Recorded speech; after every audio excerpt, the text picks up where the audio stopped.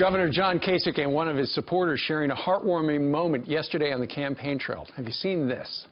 I found hope, and I found it in the Lord and in my friends, and now I've found it in my presidential candidate that I support.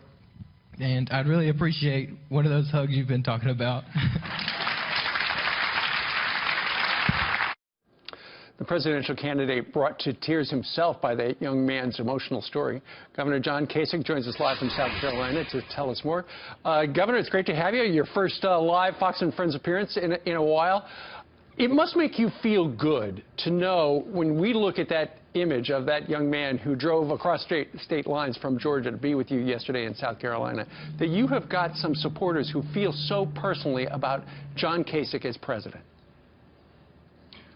You know, I don't know if it's about me, to tell you the truth, my friend, but, you know, it's been happening. It happened in New Hampshire a number of times. Just the other night, a lady was hugging me and talking to me about epilepsy and seizures and please, please don't forget us. And, you know, it's been happening all across the country wherever I go. And I don't quite understand it, Steve, but I think, I tell you what I really believe here is that I think there are a lot of people who, they want to be hopeful. A lot of people have pain. A lot of people have victories to celebrate. And sometimes people just don't have anybody around them to do it, Steve. I mean, I mean, we're supposed to be talking about politics, right? And we're talking about something that's so different than that.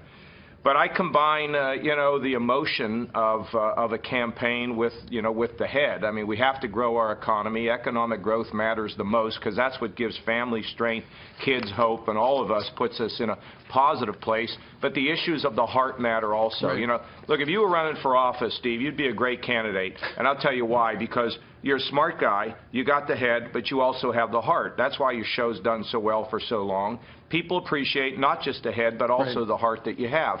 And I think that's what we need in public officials. That's what we need in everybody. A little bit of head, a little bit of heart, and it'll take us a very long way. And do the best I can. All right, and you are. By the way, I saw a poll this morning where you're actually, I think, in third place behind Marco Rubio and Donald Trump, who is leading. So I know you got a sprint to the polls tomorrow, but also we've noticed that in a new poll, and I believe it is from USA Today, in a hypothetical matchup in the general election, you actually beat Hillary Clinton by a wider margin than any other Republican. What does that say to you?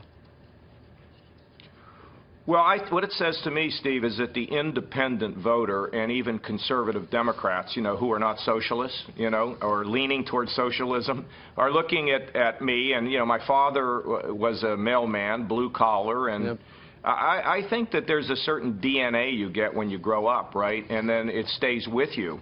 And I think people sense that, look, this guy, you know, he's a good guy. He's gonna be for opportunity for me, and he's not overly partisan and all that. I think that's what's happening. I mean, we're up like 11 points on her. What I want to do is clip it out and just call for an election tomorrow. How's that? I don't blame you. All right, the folks are going to start voting in South Carolina tomorrow morning for Republicans. I'm going to give you 30 seconds. Why should they pick you as their next president?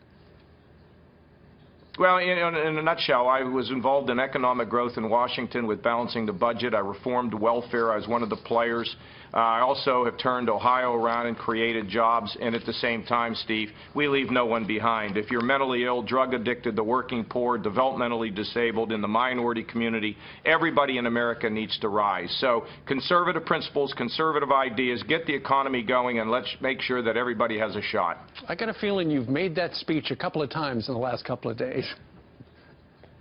Well, you know, it's funny. I have no script, and I operate, you know, with a wire on a high wire without a net, and you never know what's coming. But that's fundamentally what I think we need to be doing. All right. That is what he stands for, ladies and gentlemen. The governor of the great state of Ohio, John Kasich, joining us today from South Carolina. You're a good man, Steve Ducey. So are you, Governor. Thank you. Thank you very much for joining us.